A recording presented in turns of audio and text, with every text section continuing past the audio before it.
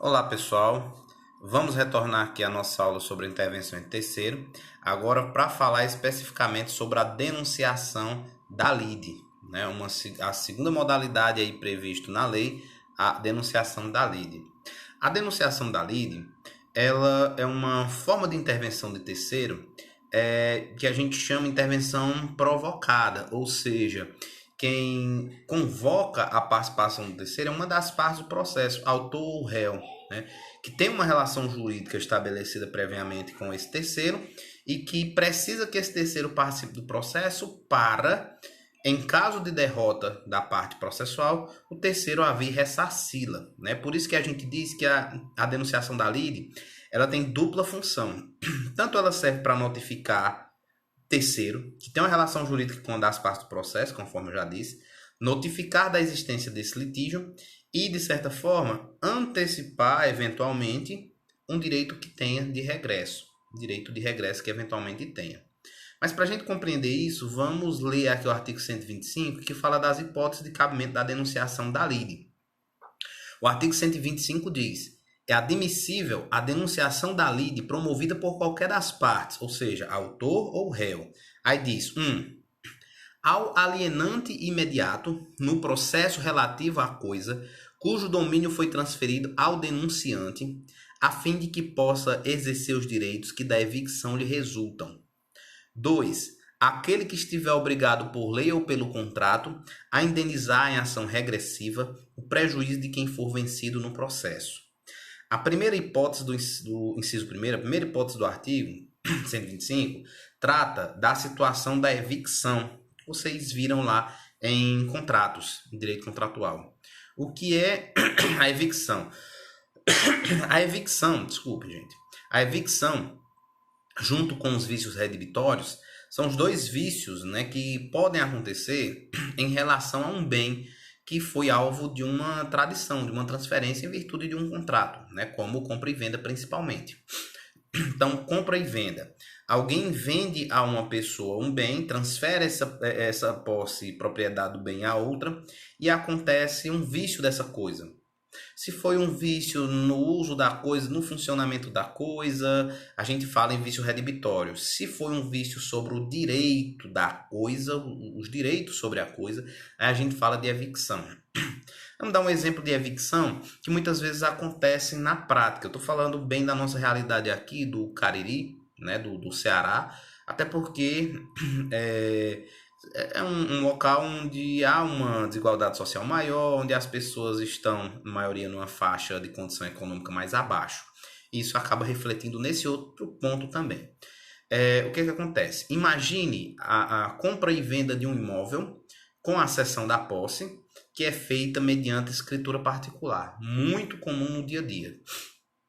As pessoas compram e vendem terrenos, transferem entre si, fazem a escritura particular, que nada mais é do que o contrato entre elas, de compra e venda, mas não fazem a devida transferência, né, no cartório do registro do imóvel. Que isso sim vocês sabem que é o que transfere a propriedade do bem. Então, o indivíduo, enquanto ele não faz a transferência cartorial, o registro do imóvel em seu nome, não há a transferência da propriedade. Ele continua sendo possuidor de boa-fé, ele comprou aquele imóvel, ele tem a posse daquele imóvel, mas ele não é o proprietário. Então, isso acontece com muita frequência, como eu falei aqui na nossa região. As pessoas fazem esses contratos de compra e venda, transferem a posse, mas a propriedade continua com a primeira pessoa que tem lá registrado o seu nome em cartório, né, na matrícula vinculada àquele imóvel. Tranquilo.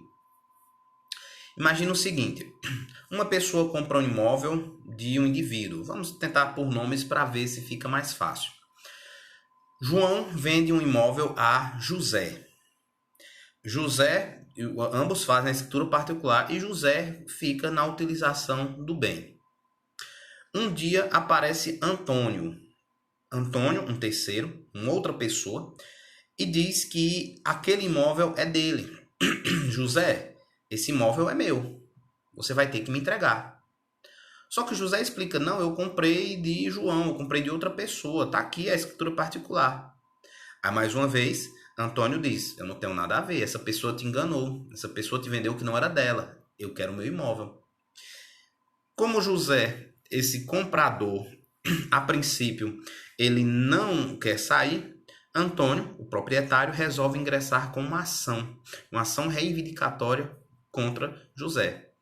Autor da ação, o proprietário do imóvel, Antônio. Réu da ação, José, aquele que está na posse do imóvel. Então imagine essa ação. José está na iminência de sofrer uma evicção. O que é evicção? Perda da posse do bem em virtude desse processo, em virtude de decisão judicial. Né? Então ele está na iminência de perder a posse do bem em virtude do processo judicial. Né? E a posse do bem que ele comprou de forma legítima. Ele não pode ficar no prejuízo. E quem é que vai ter que garantir o eventual prejuízo que ele venha a sofrer? Quem deve garantir o eventual prejuízo é o vendedor. O vendedor tem que garantir ao comprador os vícios da evicção. Então, quem vendeu para ele? João. Então, João deve ser, nesse processo, denunciado por José, que é o comprador. O vendedor deve ser denunciado pelo comprador, que é réu no processo, para participar do processo. Qual a função dessa denunciação? Olha, é o seguinte, caso eu saia, José, derrotado dessa ação e tenha que devolver o imóvel ao proprietário, que se diz proprietário, o Antônio, que chegou nessa história, João, você que me vendeu vai ter que me ressarcir, porque você me vendeu algo que tinha um vício do ponto de vista jurídico. Então, essa seria a hipótese de evicção, trazendo aqui para um exemplo do 125, inciso 1º.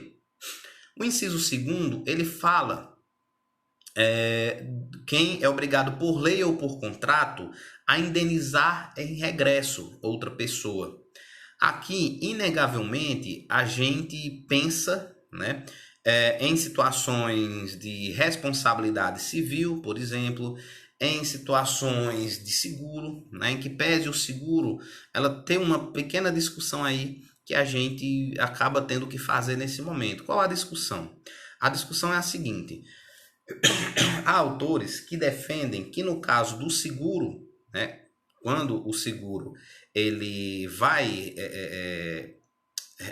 enfim, ser alegado pelo réu num processo, esse seguro ele não deve ser alvo de denunciação da lide, mas chamamento ao processo. Depois a gente vai entender por quê. Mas imagine que o seguro, quem é o segurado é o autor da ação. Imagine um acidente de carro, coisa simples, assim, exemplo simples. Imagine um acidente automobilístico. O autor envolvido na ação, ele acredita que o responsável pelo acidente foi o réu. Só que o réu, né, alegava que não foi ele que fez não foi ele o responsável pelo acidente. O autor então resolve ingressar com ação indenizatória. Para eventuais derrotas, eventuais prejuízos, caso o réu alegue uma reconvenção, enfim, para que ele não saia prejudicado caso seja derrotado, o autor então resolve fazer a denunciação da lide para a seguradora. Então, eu vou entrar com a ação, eu quero ganhar contra o réu foi o responsável. Porém, eu já aviso que se der zebra, né, se eventualmente eu sair derrotado, eu tenho uma seguradora que me resguarda. Eu tenho uma seguradora tal, seja denunciada a lide, seja convidada a participar pelo processo e ela vai ser denunciada a lide para participar naquela ação, naquele processo. Essa seria a ideia. Conforme eu estava falando, no caso do réu, tem autores que informam, que defendem que, no caso do réu, tendo uma seguradora, não é caso de denunciação à lide, mas chamamento ao processo. Por quê? Porque, de acordo com alguns autores, no novo regramento, o novo, entre aspas, né, do Código Civil 2002, o regramento do Código Civil 2002 sobre o seguro de responsabilidade civil, tanto a parte prejudicada pode processar o indivíduo que causou o dano, como pode processar diretamente a sua seguradora, sabendo quem é a seguradora. Então, como pode optar por buscar processar um ou outro, aí haveria uma solidariedade entre o réu e a empresa seguradora, e isso não seria caso de denunciação, mas conforme a gente vai ver adiante, seria um caso de chamamento ao processo. Então há uma forte discussão nesse sentido, há autores que trazem bons argumentos nesse sentido e que a gente, quando estiver falando sobre chamamento ao processo já, a gente vai aperfeiçoar essa discussão, ok? Então, são as duas hipóteses de cabimento aqui de denunciação da lide, né? A hipótese de evicção e o de regresso, né? Por indenização, por força de lei ou por contrato. Prosseguindo, como é o procedimento para se estabelecer a denunciação da lide? O artigo 126 fala: a citação do denunciado será requerida na petição inicial se o denunciante for o autor, parte do processo é o denunciante e o terceiro é o denunciado, ou na contestação se o denunciante for réu, devendo se realizar na forma e nos prazos previstos no artigo 131. Então, a denunciação da lide, quando é promovida pelo autor, ele faz isso na própria petição inicial. Ele faz a petição inicial, onde ele vai narrar o acontecido, os fatos, onde ele vai narrar a fundamentação jurídica, tudo isso contra o réu, mas ele vai abrir um tópico na petição inicial dele para falar dessa responsabilidade que o denunciado tem de ressarci-lo por eventuais danos. Então, lá ele abre um tópico para também falar da responsabilidade do denunciado, do terceiro, daquela seguradora, por exemplo. Então, aqui, né, a gente mostra o quê? A gente traz nessa situação duas demandas, dois objetos a ser discutidos dentro da mesma petição inicial. Um objeto contra o réu e outro objeto contra o terceiro, o denunciado. Feita na petição inicial, feita essa denúncia da lide, o juiz ele vai fazer a citação do denunciado inicialmente para depois fazer a citação do réu. Então, são citações que devem ser feitas gradativamente. Primeiro cita-se o réu e dá espaço para o réu poder... Primeiro cita-se o denunciado, o terceiro, nesse exemplo nosso, a seguradora, para que ela possa vir a se manifestar. Cita a denunciada. Quais são as posturas que a denunciada pode tomar? Primeiro, ela pode ficar inerte. Se a denunciada ficar inerte, ela é revel, então é aceita por ela que ela tem a responsabilidade de indenizar o autor, caso o autor seja derrotado. Essa é a consequência. Segundo, pode se defender e recusar a denúncia? Não, eu não sou mais a seguradora. Na época do acontecido, ele não estava pagando o seguro, eu não tenho responsabilidade. Então, recusa essa obrigação, recusa a denúncia. Ou pode aceitar a denúncia, realmente eu tenho sim uma relação de garantia com o autor, eu aceito. E se aceitar a denúncia, pode aproveitar para incrementar, né, aquela petição inicial, fazer novas alegações contra o réu também, trazer novas provas contra o réu. Olha o que é que diz o 127, artigo 127 do CPC. Feita a denunciação pelo autor, o denunciado poderá assumir a posição de litisconsorte do denunciante e acrescentar novos argumentos à petição inicial, procedendo-se em seguida à citação do réu. É isso que eu acabei de falar para vocês. Por fim, aí vem a citação do réu para prosseguimento do processo pelo procedimento comum. Então, segue a lógica do processo, o réu é citado, tem audiência de conciliação, depois disso, prazo para o réu responder, fazer a defesa dele, depois réplica, instrução, produção de provas e, por fim, a sentença do juiz. O caminho natural de todo o processo de conhecimento pelo procedimento comum, certo? Agora vamos falar do procedimento quando a denúncia ela é feita não pelo autor, mas sim pelo réu, no próximo slide. Denúncia feita pelo réu. Se o autor faz sua denúncia ao garantidor, ao terceiro denunciado na petição inicial, o réu tem que fazer na sua primeira manifestação no processo, que é exatamente a contestação. Então, a denúncia feita pelo réu é uma denúncia feita na contestação. Como é que é realizada? Autor entra com ação contra o réu. O réu é citado, tem audiência, depois da audiência de conciliação ou mediação, se não for feita acordo, 15 dias para o réu fazer a defesa dele, a contestação. Lá na defesa, ele faz a denunciação para o terceiro. Esse é o procedimento. Depois disso, o que é que acontece? Há a citação do denunciado. Tá, fizemos a denúncia do terceiro, denunciado. Então agora cite o denunciado para ele se defender. Beleza. Feita a citação do denunciado, ele pode aceitar a denúncia, verdade, o réu tem razão, eu sou seguradora, tenho uma relação de garantia legal por ela, né? por exemplo, no caso da evicção, o comprador tem razão, fui eu que vendi, então eu tenho sim esse dever de indenizá-lo caso ele seja derrotado, caso ele sofra evicção, por exemplo. Aceitar a denúncia, se ele aceitar, ele faz logo a defesa dele contra o pedido do autor, aceita e se defende contra aquela petição inicial do autor. Segundo, ele pode recusar a denúncia. Eu não tenho responsabilidade alguma por isso. E aí ele faz o questionamento do seu direito. Terceiro, ele pode ficar inerte, né? Inércia. Ele pode ficar calado. Se ele ficar inerte, se ele disser nem que sim, nem que não, o que acontece é que ele fica revel.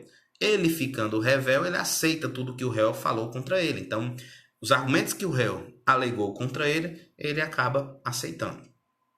E por fim, ele pode aceitar a denúncia que foi feita e ao mesmo tempo aceitar o que o autor alegou, né, naquela situação. Né?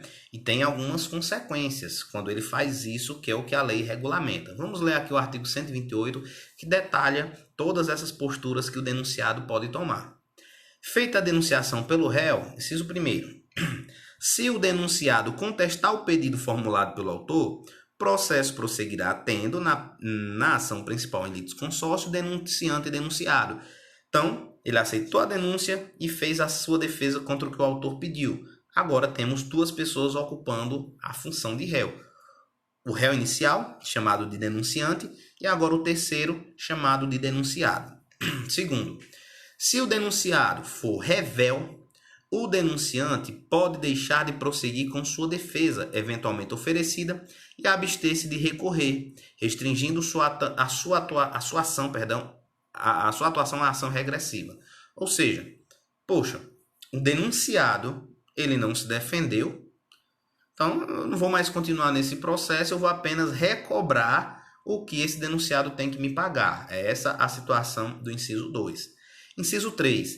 Se o denunciado confessar os fatos alegados pelo autor, ou seja, o denunciado terceiro aceita tudo que o autor está cobrando, o denunciante, o réu do processo, poderá prosseguir com sua defesa ou, aderindo a tal reconhecimento, pedir apenas a procedência da ação de regresso. Ele pode aceitar, poxa, se o terceiro aceitou tudo que o autor cobrou, eu não vou mais nem discutir isso. E eu vou apenas pedir agora que ele faça o ressarcimento. Então, essa postura aí prevista pelo artigo 128. No parágrafo único, o artigo complementa dizendo: procedente o pedido da ação principal, pode o autor, se for o caso, requerer o cumprimento da sentença também contra o denunciado, nos limites da condenação deste na ação regressiva.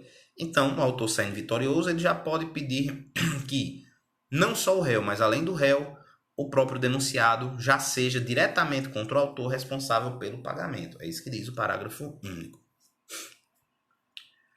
Ainda sobre a denunciação da lide, para a gente encerrar, vamos falar das denunciações sucessivas e denunciação per saltum. O que é isso? A lei ela não permite, né, que aconteça diversas denunciações numa cadeia infinita. A lei ela traz uma limitação, admitindo uma única denunciação sucessiva. Assim como a lei ela só permite que a pessoa denuncie aquele imediatamente responsável, aquele imediatamente que fez a transferência do bem, não podendo fazer o salto e de repente contra uma pessoa com que ela não teve a relação inicial.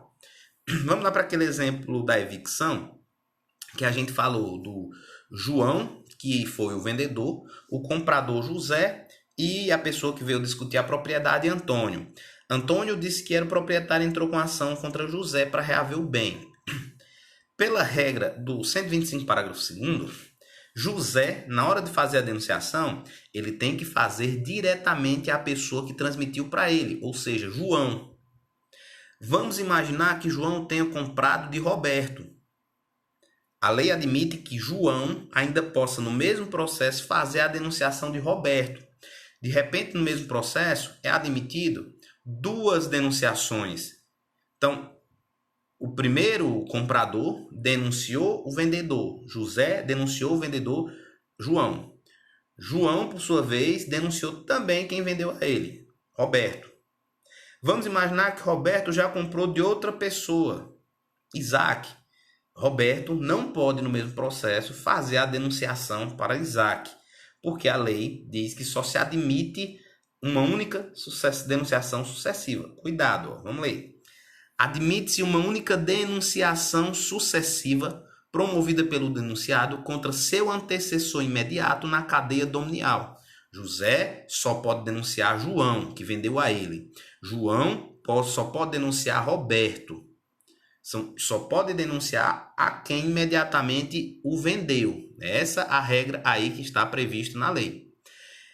E só se admite uma única denunciação sucessiva. Sucessiva quer dizer em sequência, ou seja, admite-se a primeira denunciação, admite-se a segunda denunciação. A terceira não pode.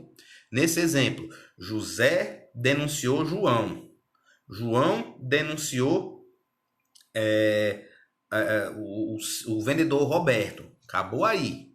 Temos a primeira denunciação de José para João, do comprador para o vendedor, e depois a segunda denunciação, a primeira sucessiva, em que o vendedor acabou denunciando o anterior na sua cadeia, né, dominial, a cadeia diríamos, de possuidores aí, de pessoas que tiveram envolvidas nessa transação. Então, é isso a limitação da denunciação sucessiva. Outra coisa, como a lei já falou, denunciação per saltum. Nesse exemplo, José comprou de João, mas ele já sabe que João comprou de Roberto. A lei veda que ele não pode fazer isso. Já que eu comprei de João, mas João comprou de Roberto, eu vou logo denunciar Roberto. Ele não pode fazer isso. José, comprador, só pode denunciar a quem ele comprou. Ele não pode dar o salto e ir atrás de outro responsável. Isso que é a vedação da denunciação per saltum. Então, gente, essa é a denunciação da lide. A gente vai parar por aqui. No próximo vídeo, a gente vai falar de chamamento ao processo, desconsideração da personalidade jurídica e amicus curiae. Então, forte abraço e bons estudos.